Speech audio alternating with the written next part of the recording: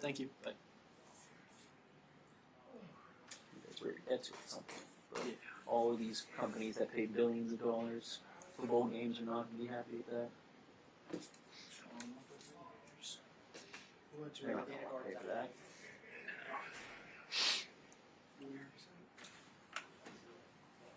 And ESPN runs college football. I think this. How dare you? I meant that as a compliment. How dare you, Hobson? I meant that as a compliment. I didn't take it as such. I was like, I don't know. Wear a vest. I swore he did that to Rudy Waxman. Late. With a Rob Lowe NFL hat. Started out life at like the Rochester Times Union, and covered St. Bonaventure. Really? He didn't tell me. So he ends up in Rochester, and I'm there with my sport, I'm a freshman, sports editor. I text you and skinny. I was like, James. And he gave me text it, I was like, are you gonna get? I was like, no Just rush. Are through you the gonna locker get this room, stuff? turned around. I said if not, and then Barnes she is was like like 2 6. days later. So I was like, sorry for doubting you. Sports editor says to me, "Don't make me do that." See, that's And then next time frame. and then this guy becomes, Let's read. and he did a good job. He did a good job. He knew everything. I enjoyed his time. He knew everything. Also, Ben, never don't make any snap judgments on anybody either.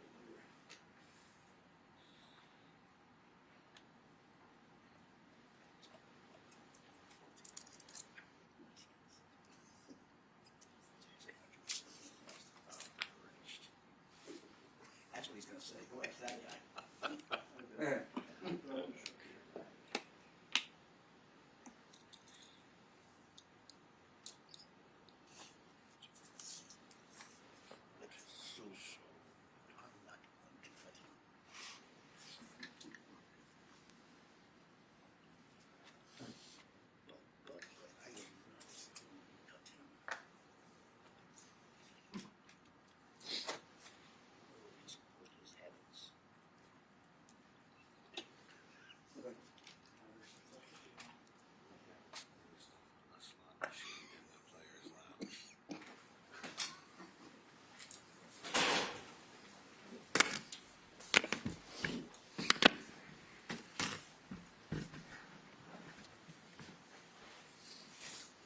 Zach, injury updates on PJ Jules. Yeah, PJ will be week to week with an ankle And then how did Osai come out of that game? laceration. So I think he'll be okay. We'll see where it is. He might be limited early in the week, but it was a laceration. I guess no change on trade status. You would expect. Trey will be out, so he's seen another specialist today, and we'll see where that goes. That is the Jermaine Burton suspension just for that game. We revisit. So we're releasing Jermaine today. What led to that decision? Just decision to make. We just made it. We're gonna release him and move on and wish him the best. How frustrating is it that you just never materialized, like the talent y'all saw when y'all drafted him just never came to fruition? Yeah, I think everybody worked really hard at it, and wish him the best. Hopefully, he gets to change his scenery and can do good things for him. What precipitated his suspension on Saturday? I won't get into that. We're gonna release him today. Optimism for Shamar, is he eligible to come off this week? We'll see. We'll get to Wednesday and then sort through how we want to approach it this week. So we'll get to Wednesday and make a decision on that. With Trey seeing a specialist, is that change his? Is there a chance he could come back at some point, or what is he? I'm not sure yet. But we'll get more information on that today. But he's out for this week. He's out for this week. Are you just gonna make a move with receiver? Or how do you We'll see. We'll see where we end up with the roster spots. So anyway, I'm not going to speak too soon on that. We've got till Wednesday or really later this week to see how it sorts out. Do you have more clarity on what specific? I know it's been like back, hip, pelvis on Trey. Do you have more details on what exactly he's dealing with? It's kind of all that. Okay. That covering tight ends, I know, has been probably a sore spot for you guys. What can you do to fix that? There's a couple things. I mean, we can be better on some of those snaps. Not buying so much on the action in front of them. and there's other ways. I know Al's trying to help them schematically as well. So each one's a little bit of its a unique look, because you might be in a different coverage, it might be a different look, it might be a different way that they got the tight end there, but certainly has been something that's bit us, and we've got to work like crazy to rectify it. How much of it is two rookie linebackers is gonna, teams are gonna come in and try to pick on that, and that has kind of turned into a thing in and of itself? That happens sometimes. I think they've continued to gain the experience through it, and so some things that maybe got them earlier in the season, they've done a great job reacting to it. This is one that, didn't work well for us in this last game, but feel good about how we can rectify that and continue to improve to stop it. Did you expect or hope that it would be at a better level, though, by this point in the season? Well, there's two elements to it. They're doing a much better job stopping the run, obviously, and so when teams are utilizing that to your advantage, there's some big plays to be had in the pass game. That's really a team that comes in and runs the ball really well. Typically, they're a good play action team behind it when they've got a quarterback like they do and they've got the tight ends they do. So it's hand in hand of you played a team who's first in the league in rushing. So how are you going to stop that? You got to commit to stopping it. And at times it's going to free up some guys behind you.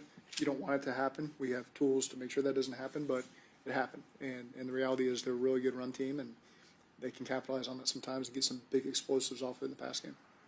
Is it fair to say the tight end issue has been kind of the biggest factor in what's gone particularly sideways on defense? Well, that's again, it's both. I think we've been better against the run as of late these last couple of weeks, and so to combat that, some teams are hard action and trying to get the tight ends behind you. And again, I'm not saying we've done a great job against it.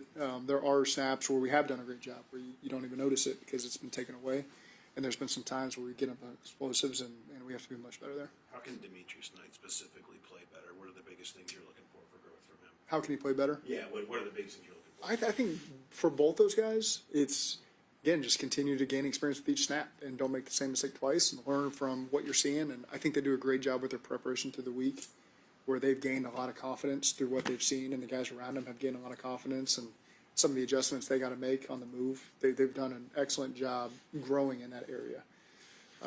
And again, they're on games, I've said this before, they're on games, 8 and 13 or whatever it is starting. And we played some guys that have 100 starts under their belt. And so, again, that's one of those key positions where the experience really helps you the more you can gain. And so we're trying to get that experience to them as quickly as possible so that the payoff can be as quickly as possible, because we see high-end traits from those guys. And I think they're making really good progress. And I still have really high hopes for them and proud of the growth that they've had. And it doesn't mean that there's not going to be some hiccups along the way, but they're made of the right stuff, and we'll continue to invest in. Was there any consideration in releasing Jermaine earlier in the year? I mean, he hasn't been active all year. We just decided to release him today. One thing that you guys took a lot of pride in, Zach, was 4-minute offense the last several years. I'm curious, weren't able to pull it off, I'm sure, the way you wanted to execute yesterday. How do you think you guys have fared in that this year? The 4-minute offense. I haven't had an opportunity, and really weren't there yesterday. With Josh Allen on the other side, there's 5:55 left on the clock. We needed to go score, and trying to run clock at the same time, but we were not in a 4-minute mode where there was going to be one possession left in the game. And so obviously we didn't finish that game the way we wanted to, and it was disappointing because we were in a good spot. We played the game the right way for a long time, and we just didn't finish those last 6 minutes. With Jermaine, obviously, over the training camp in the offseason, he was praised a lot for his progress and maturity that he's shown. What kind of happened did anything happen in between that period and now that just kind of didn't ever let him get on the field? No, I think I just wish him the best, and so, again, we made the decision we made today and pulling for him to go make an opportunity for himself somewhere else. You were looking at the tape again, Coach, just on the, it was such a big and odd play, the pick six. Just what was your take when you look at it on tape? It's a great play. It's a unique play. It's rare that it happens. The circumstances were rare. Bunch of things colliding at one time, and ended with Christian Benford making an outstanding play for a corner. Great awareness by him, great ball skills by him, great finish by him. That's the number one takeaway. You can look at that play a million different ways, and at the end of the day, they brought a corner blitz, and he made an outstanding adjustment to the play and picked it off and scored. I mean, that was the unique thing, right? Because it was kind of I think he thought it was a run, and he was surprised when Joe threw it. So it just seemed like there were a lot of kind of weird things. They've had a lot of success. I think that they brought 26, throughout the year, and Brought a couple against us, some we handled better. That one was a just unique spot, and without getting into too much detail on it, it was a unique play, and he made a great play on it. What did you think of T's play yesterday, and what he has been playing through, and the effort that he has made to get himself back on the field, going through the protocol and all of that? He made some enormous plays for us in the game, and so again, he comes up really big in big moments, and he's a guy that Joe can trust, and so proud of the way they handle all that. There were a lot of conversations about, obviously he had went through the protocol, clear the protocol. What's that conversation like between the independent spotter, Matt, and you, in terms of how available a player is once he goes through that? I'm just told if he's available or not. And so I think what happened yesterday was, obviously there's some that looked bad. T felt good throughout it, is what I've, gained throughout the game and post-game, obviously. He did this morning and last night have symptoms again, so we will put him back in the protocol. But again, I talked to T one-on-one too on when you feel this, because you're worried about the guy. Okay, did you feel it during the game? No, I felt fine. I took hits, I got up and felt fine, and then after the fact reported that he felt concussion symptoms. So we'll put him back in the protocol and we'll go through that this week. Is there any, what was your reaction like, given all that information as you gain it now? He's experiencing symptoms again. Is there anything you wish you could have done differently? No, it's hard because in the game you don't really see it all, and the first one happens on their sidelines. So probably you all have a better perspective than anyone on our sidelines, and so it's and again he the way he talks to me about it was, I got hit, and so I'm shaking up on the play just from a football hit, and by the time the doctors got out there, I felt fine. I got up and it was good, cleared everything, and then post game you get on the plane, you come in this morning, and he's doing the right thing and saying, okay, now I don't feel great, and so we'll put him back in the protocol. Mathematically, it's not that different from last year, your odds to get into the playoffs at this point. Do you guys talk about anything like We that? got to win. That's as simple as that. I don't know what the odds are. I know they're not zero. And so what I told our guys, the odds aren't zero, so we're going to keep fighting, keep scratching, keep clawing, keep approaching every week the way we've been doing it, and we just got to win. Look like they've got a good effort by your offensive line. Yeah. Yep. They'll figure out, Yeah, I thought they did a great job in protection. Joe did a good job buying some. Sometimes, really, the two sacks we've given up the last 2 weeks were corner blitzes, totally different situations. One was a third down, the skies roll pressure, and the one against Baltimore was a first, second down under center play action. So those are two that it's good calls by the defense. The line's done a great job in protection. They've given him time. The throw to Gesicki yesterday, we blocked everyone we could. We got a great squeeze on the right side. There's an unblocked player we can't account for. That's Joe's guy. Joe makes a miss and hits Gesicki for a touchdown. So I thought everybody did a really good job versus the pressure for the most part. There's one or two that were tough. And the line's been a big part of that. And in the run game, they're giving us exactly what we need in some key situations. First down, it was a little hard to mix our runs with some of the looks they were giving us that weren't always successful, but I thought on second down and third down we did a great job around the football. And that's a credit to the guys up front, the backs and the tight ends, and I thought that was really well executed.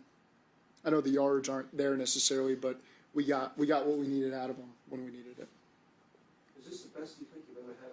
This stretch of offensive line play? Is it like the best you've ever had? It's hard for me to compare that. It's I think we're in a good spot right now. We've got a lot of trust and confidence in those guys. They've got trust and confidence in themselves and each other, and so that's where we're at right now. But it's difficult for me to compare to years past.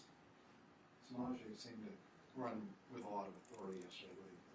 I think he always does. He's really good. I think we got a great combination, the way that we utilize those guys. And the good news is they're both good in all three phases of playing running back, in terms of running, protecting, and receiving. They both show up in a lot of different ways, and so that's good because we can utilize them. I don't think it's very predictable for the defense to know, okay, this guy's on the field, this is going to happen, because they've both shown that they're good in all three phases. So it's been a big positive for us. He talked about really wanting to be out there and just kind of gutting it out as much as he could. Yeah. What was your reaction then, just to how he kind of tried to fight through whatever it was? T, you said? Yes. Yeah. These guys want to play football, and I, talking to T, talking to Jamar the week before, when they're sitting at home and they're watching the game, it's painful for them to have to watch, because they want to be a part of it and they want to be a part of us winning, and they know they give us a great chance to help us win. And so those guys have fought through stuff for all the years we've had them, you know, you've always, if ever there was a chance that they could play, they're playing. And I appreciate it about T. With T going back in the protocol for the second time in 3 weeks, does that change the timeline of how does that look? We'll see. You know, it's again, this is new information this morning, so we'll keep working through it this week and see what it means. Okay, thank you.